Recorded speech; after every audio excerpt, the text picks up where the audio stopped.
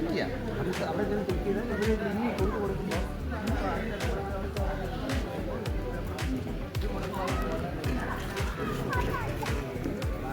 വലുതാണ് എടുക്കേണ്ടത്.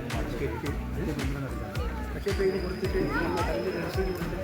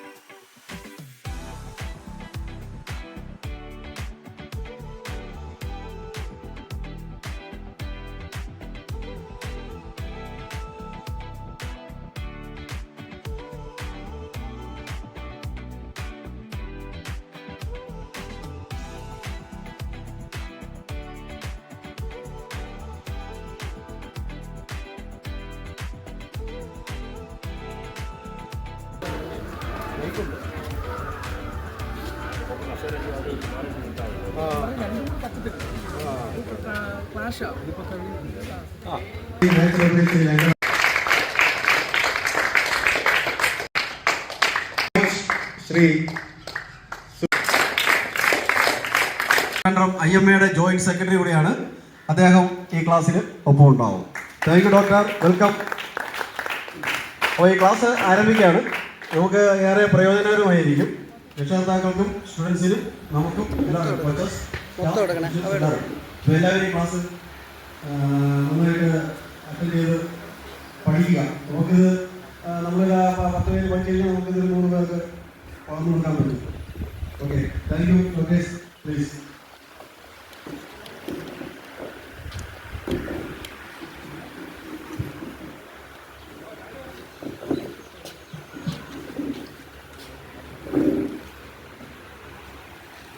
Good morning.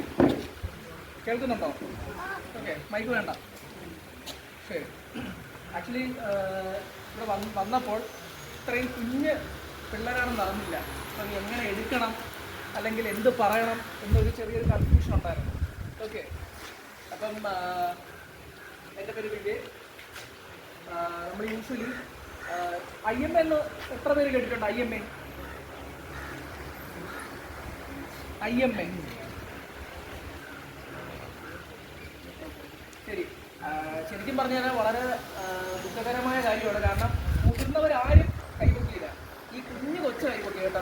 അതെന്താണ് കാരണമെന്ന് എനിക്ക് മനസ്സിലാകുന്നില്ല. അവൻ കേട്ടിട്ടുണ്ട് IMA? അവൻ കേട്ടിട്ടുണ്ട്, ഞാൻ ചോദിക്കുന്നില്ല, അവൻ കേട്ടിട്ടുണ്ട്. അപ്പോൾ വളരെ സന്തോഷം. അപ്പം ഈ നമ്മുടെ IMA എന്ന് പറയുന്നത് നമ്മുടെ ഡോക്ടേഴ്സിൻ്റെ നാഷണൽ ലെവലിൽ തന്നെ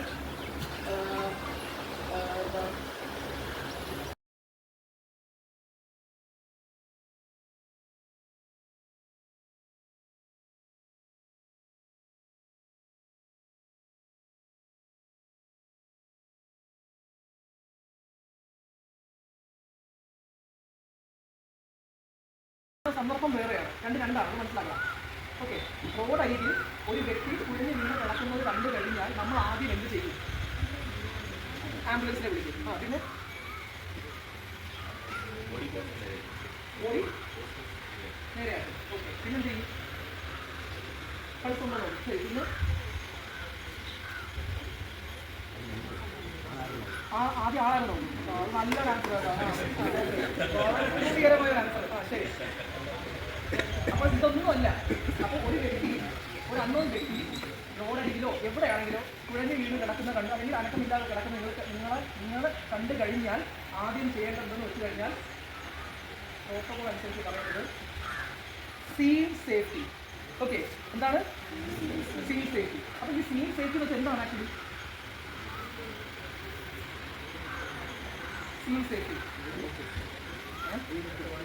ആ പുള്ളിയുടെ സുരക്ഷിതത്വം. ഓക്കെ, പിന്നെ സീൻ സേഫ്റ്റി എന്താണ്? ആ വാക്കിൽ നിന്ന് എന്താണ് മനസ്സിലാക്കുന്നത്? സീൻ സേഫ്റ്റി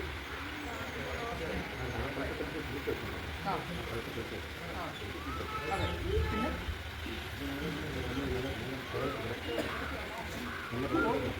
അപ്പോൾ നമ്മൾ അങ്ങനെ ഒരു സിറ്റുവേഷൻ കണ്ടു കഴിഞ്ഞാൽ നമ്മൾ ആദ്യം നോക്കേണ്ടത് സീൻ സേഫ്റ്റിയാണ്. ഓക്കെ, അപ്പോൾ സീൻ സേഫ്റ്റി എന്താണ്? സീൻ സേഫ്റ്റി എന്ന് വെച്ച് കഴിഞ്ഞാൽ അവിടെ നോക്കേണ്ടത് ആ കിടക്കുന്ന വ്യക്തിയുടെ സുരക്ഷിതത്വം അല്ല, നമ്മുടെ സുരക്ഷിതത്വം. അതാണ് ഫസ്റ്റ് പോയിന്റ്. അത് ഒരിക്കലും മറക്കരുത്. ഓക്കെ, അപ്പോൾ സീൻ സേഫ്റ്റി എന്ന് പറയുന്നത് എന്താണ്?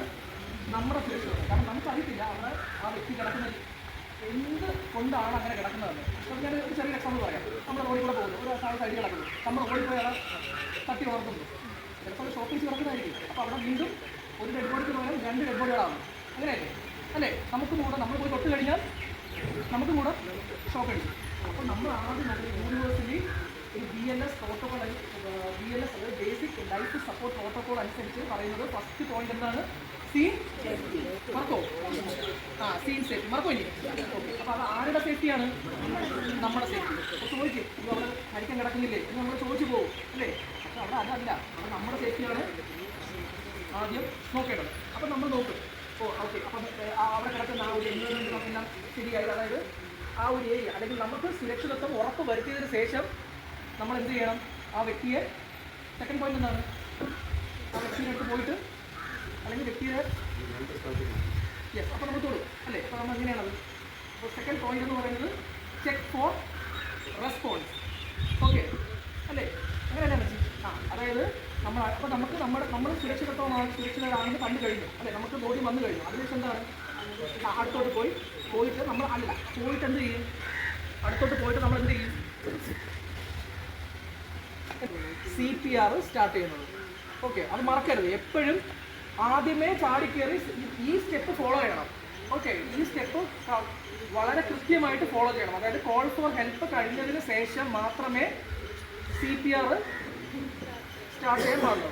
അപ്പോൾ നിങ്ങൾ ചോദിക്കും, ഇത്രയും സമയം പോകുന്നില്ലേ, അവിടെ ജീവനല്ലേ ഇമ്പോർട്ടൻ്റ്? അല്ല, ജീവൻ ഇമ്പോർട്ടൻ്റ് തന്നെയാണ്. പക്ഷേ ഇതൊക്കെ പെട്ടെന്ന് ചെയ്യണം. അല്ലെങ്കിൽ 1 മണിക്കൂർ 2 മണിക്കൂർ 3 മണിക്കൂർ എടുത്ത് ചെയ്യാനല്ല പറയുന്നത്. ഓക്കെ, വളരെ സ്പീഡിൽ ഇത്രയും കാര്യങ്ങൾ ചെയ്ത് തീർക്കണം. ഓക്കെ, ഇത്ര എന്തെങ്കിലും ഡൗട്ട് ഉണ്ടോ? അപ്പോൾ scene safety, check for response, call for help, ഇത് കഴിഞ്ഞിട്ട് നേരെ നമ്മൾ ഈ വ്യക്തിയുടെ അടുത്ത് വന്നു. ഓക്കെ, അപ്പം ഇത്രയും കാര്യങ്ങൾ ചെയ്തിട്ട് നമ്മൾ നേരെ ആ വ്യക്തിയുടെ അടുത്ത് വന്നു. നമ്മൾ നേരെ ഇനി എന്താണ് ചെയ്യാൻ പോകുന്നത്? റീസസിറ്റേഷൻ, അതായത് CPR ചെയ്യാൻ പോകുന്നു. CPR ചെയ്തിട്ടുണ്ടോ? ചെയ്തിട്ടുണ്ട്. നീ ചെയ്തിട്ടുണ്ട്? ഡമ്മിയിൽ ചെയ്തിട്ടുണ്ട്. ശരി, വെരി ഗുഡ്. അപ്പോൾ ഇത്രയും പറഞ്ഞ കാര്യങ്ങൾ എന്തെങ്കിലും ഡൗട്ട് ഉണ്ടോ? ഇല്ല. ഓക്കെ, ശരി. അപ്പോൾ നമ്മൾ നേരെ അടുത്ത് വന്നിട്ട് എന്താണ് ചെയ്യുന്നത്? അപ്പോൾ ഇനി നമ്മൾ പഠിക്കാൻ പോകുന്നത് CPR. അപ്പോൾ നമ്മൾ ഇത്ര നേരം പഠിച്ചത് എന്താണ്? ആ സിനാരിയോ പഠിച്ചു അല്ലേ? ഇത്രയും ഭാഗമാണ് നമ്മൾ യൂസ് ചെയ്യുന്നത് CPR കൊടുക്കാനായിട്ട്. മനസ്സിലായോ? ഇത്രയും ഭാഗമാണ് CPR കൊടുക്കാനായിട്ട് യൂസ് ചെയ്യുന്നത്. അതായത് ഇങ്ങനെയാണ് കൈവയ്ക്കേണ്ടത്. കണ്ടോ? കാണാൻ പറ്റുന്നുണ്ടോ? എപ്പോഴാണ് centre of the chest. Okay, ശരി. അപ്പോൾ എങ്ങനെയാണ്? അപ്പം നമ്മൾ ലൊക്കേഷൻ കണ്ടു കഴിഞ്ഞു, എവിടെയാണ് കൈ വെക്കേണ്ടത്. അപ്പോൾ ഇനി എങ്ങനെയാണ് വെക്കേണ്ടത് കൈ? ഓക്കെ, ശരി. വേറെ എന്തെങ്കിലും ആൻസർ? എന്താണ്? ഉള്ളം കൈ. ഓക്കെ, ഉള്ളം കൈ. ശരി, ഓക്കെ. വേറെ പിന്നെ പറയേണ്ടത് 1 മിനിറ്റിൽ 100 മുതൽ 120 വരെ കംപ്രഷൻ. 7, 8, 9, 10, 11, 12, 13, 14, 15, 16, 17, 18, 19, 20, 21, 22, 23, 24, 25, 26, 27, 28, 29, 30. ഇത്രയും ചെയ്യണം. ഓക്കെ, ഇത്രയും ചെയ്തതിന് ശേഷം ഇതാണ് CPR. ഓക്കെ, അതായത് ചെയ്യുമ്പോൾ ഹാർഡ് ആൻഡ് ഫാസ്റ്റ് ആയിട്ട് ചെയ്യണം. ഓക്കെ, അതായത് വളരെ ശക്തിയായിട്ട്, ഹാർഡായിട്ടും ഫാസ്റ്റായിട്ടും CPR ചെയ്യണം. 2